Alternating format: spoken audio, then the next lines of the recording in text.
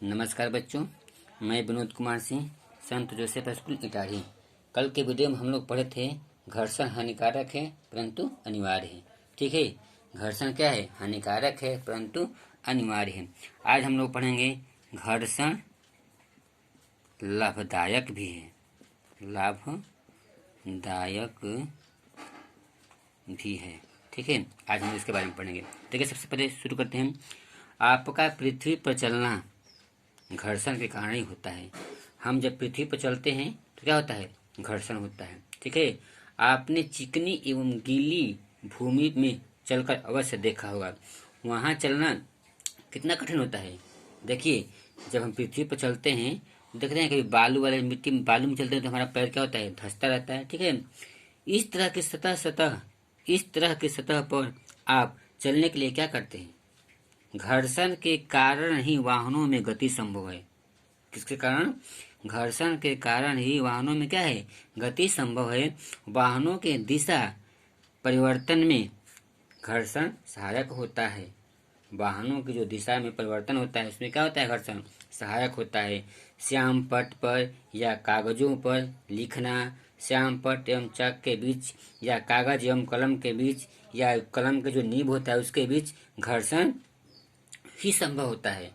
घर्षण के कारण क्या होता है? संभव होता है। जैसे देखिए, हम लिख रहे हैं तो ये हमारा कलम है, नीचे हमारा व्हाइट बोर्ड है, इन दोनों के बीच ये जो भाग है घर्षण हो रहा है, तभी हम देखिए ना कुछ लिख रहे हैं। ठीक है, क्या कर रहे हैं? लिख रहे हैं। तो किसके कारण संभव है? घर्षण के कारण संभव। ठीक है, दीवारों पर आपने कील ठोका होगा, देखते हैं दीवार पर हम कील ठोकते हैं तो वो घर्षण के कारण ही क्या होता है? कील दीवार पे ठोक दिया जाता है। इस प्रकार हम देखते हैं कि घर्षण हमारे लिए क्या है? अत्यंत आवश्यक है। घर्षण जहाँ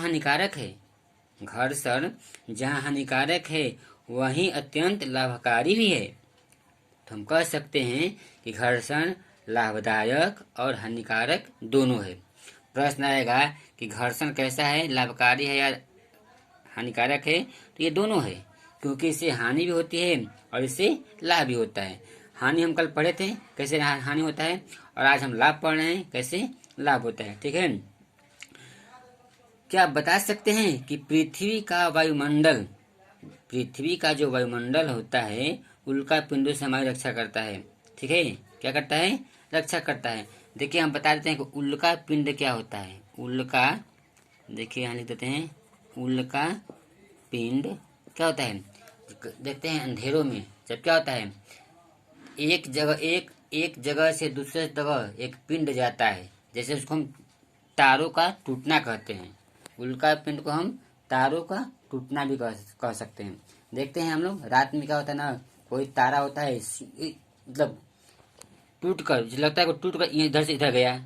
ठीक है, तो ये जो टूटा यानी तारों का टूटना ही क्या कहलाता है?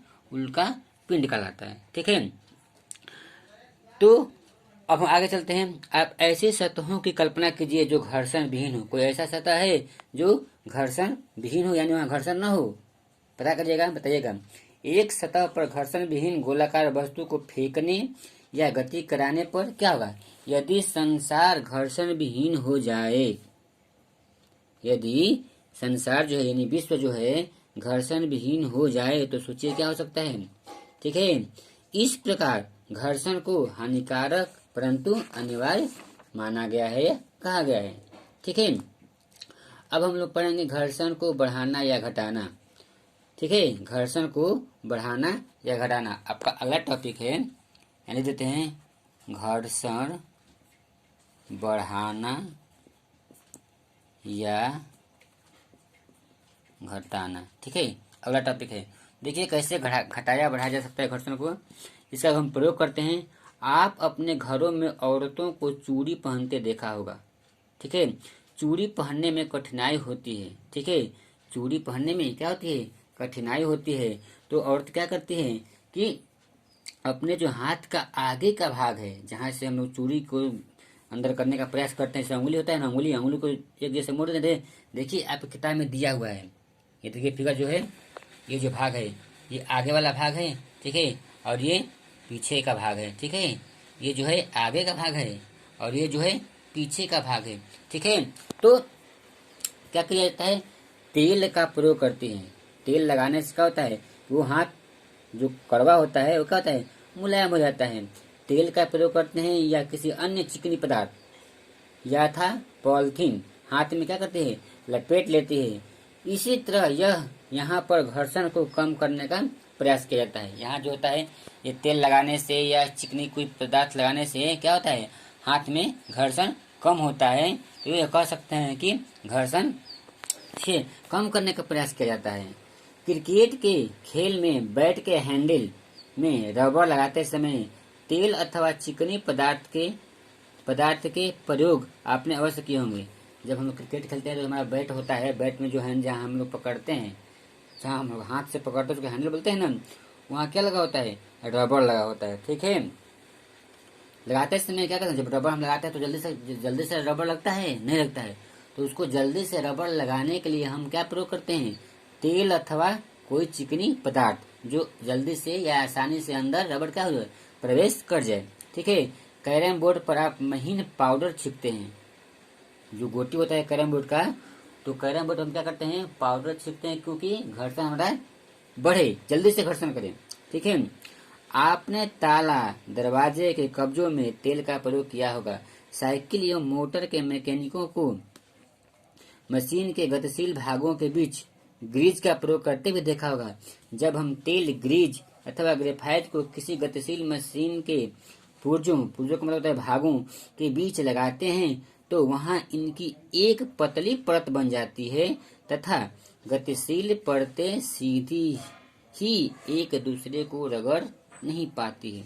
देखिए ये सब प्रयोग है, आप इसको करिएगा तो आपको ऑटोमेटिक घर्षण के बारे में पता चल जाएगा। ठीक है, तो ये था घर्षण का बढ़ाना घटाना। देखिए इससे क्या होता है, चूड़ी वाला जो कार्य किए उसमें घर्षण घटाया जाता है। ठीक है, और मैंने कहने का मतलब यह हुआ कि घर्षण को हम लोग कैसे घटाते हैं और बढ़ाते हैं। ठीक है, तो ये था आज का वीडियो। ठीक है, ये था आज का वीडियो। कल के वीडियो में हम लोग पढ़ेंगे तरल घर्षण। हमारा टॉपिक होगा तरल घर्षण। ठीक है, तो हम उम्मीद करते हैं कि आप लोगों के समझ में आ गया होगा। अगर नहीं समझ में आया होगा तो आप लोग कमेंट करिएगा, हम आपको अगले वीडियो में इसका सलूशन बताएंगे। ठीक है, तो आज के लिए इतना ही, धन्यवाद।